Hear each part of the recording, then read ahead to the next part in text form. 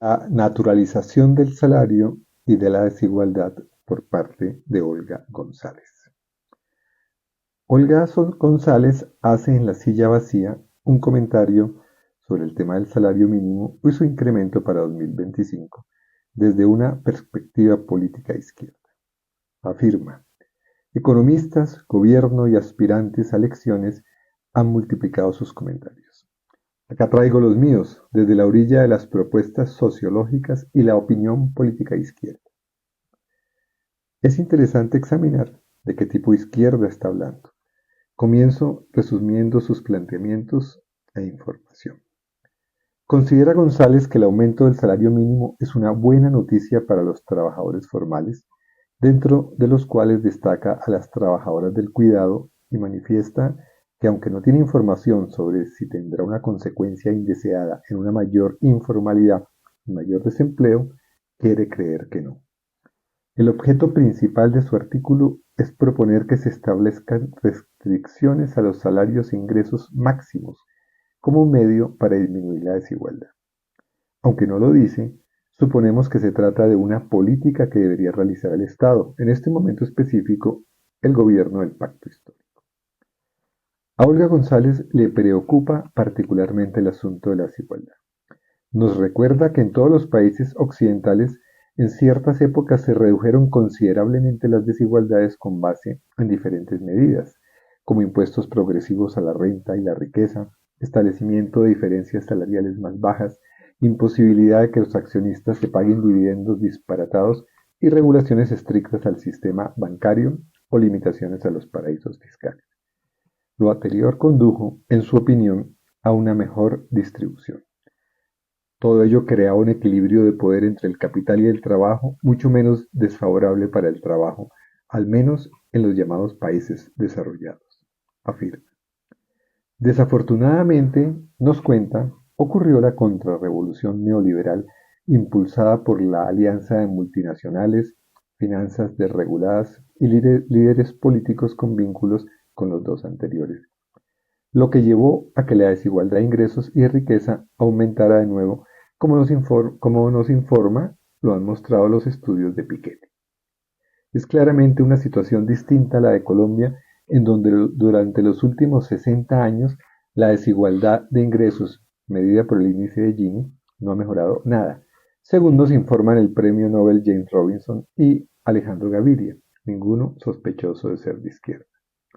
Adicionalmente plantea González, citando a Stiglitz, que la concentración extrema del ingreso es incompatible con la democracia real, puesto que el sistema político está seriamente distorsionado por la influencia de grandes fortunas. Por tanto, luchar contra la concentración de la riqueza y a favor de una mayor distribución es luchar por la democracia. En el caso colombiano, nos dice, son evidentes las consecuencias negativas de la concentración del ingreso y las extremas desigualdades que se expresan en la naturalización de comportamientos de exclusión social, racismo y clasismo, en la compra de candidatos y leyes por la corrupción y las mafias electorales y en la carencia de un debate público libre e informado, dado que se compran opiniones y medios. En conclusión, si entendemos bien a González, no existe democracia real en Colombia. ¿Qué existe entonces? Considera que es necesario frenar un poco la desigualdad mediante el establecimiento de límites de los ingresos a un múltiplo máximo de un salario mínimo, por ejemplo, a 20 salarios mínimos, o mediante la fijación de impuestos a la renta más altos a empresas en las cuales las diferencias salariales son exageradas. Señala que su propuesta encuentra apoyo en el sentido común, en la ética, en el catolicismo y su mensaje, en economistas heterodoxos e incluso en los padres fundadores de la economía clásica como John Stuart Mill. Curiosamente, no menciona como fuente de apoyo a las acciones de los partidos y sindicatos de los propios trabajadores asalariados. Es como si el mejoramiento alcanzado en los países occidentales durante cierta época hubiera ocurrido sin participación alguna de la clase trabajadora. González, sin embargo, no es muy optimista con respecto a la acogida de su propuesta, que es vista como una peligrosa herejía en Colombia, o, en el mejor de los casos, como una utopía sin ninguna posibilidad de realización. Pero no nos dice nada sobre por qué no tiene opciones esta interesante propuesta. La opinión de izquierda. Me parece que González en asuntos económicos y sociales se ubica dentro de una izquierda favorable al capitalismo, pero que quiere limitar algunas de sus consecuencias extremas. Su interés es lograr que la desigualdad no sea tan extrema y que los trabajadores obtengan una mayor parte del producto total de la sociedad.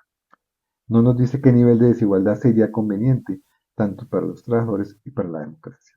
Pero en ningún momento hace alguna mención a la desigualdad fundamental, madre de todas las desigualdades, la diferencia entre capitalistas y trabajadores asalariados. Hace una mención al equilibrio de poder entre el capital y el trabajo, pero no profundiza en el asunto. A pesar de los mandatos constitucionales y de todas las declaraciones de derechos humanos, los seres humanos no son iguales en cuanto a su lugar fundamental en la estructura productiva. El ser humano capitalista claramente es distinto del ser humano trabajador asalariado.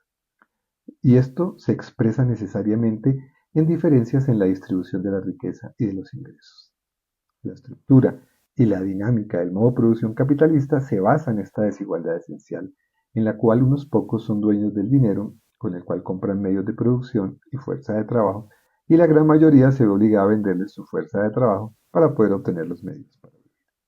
A González, esta situación observable a simple vista y con base en una rápida mirada sobre las estadísticas del DANE acerca de la posición ocupacional de las personas y las clases sociales, no le genera la más mínima atención.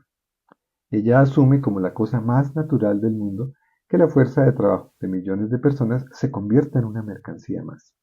Ella naturaliza esta relación social y por tanto toma también como algo natural la existencia del salario, categoría que no intenta comprender. Simplemente le preocupa que sea bajo y propone que sea más alto y se establezcan límites superiores, lo cual la lleva, en mi opinión, a que su análisis sobre las características y la dinámica del capitalismo sea bastante pobre y se quede en análisis superficiales. González no critica el capitalismo, no lo concibe como la fuente estructural de los problemas de los trabajadores. Su interpretación de la sociedad no sale del marco del capitalismo y sus propuestas, por tanto, son de carácter reformista.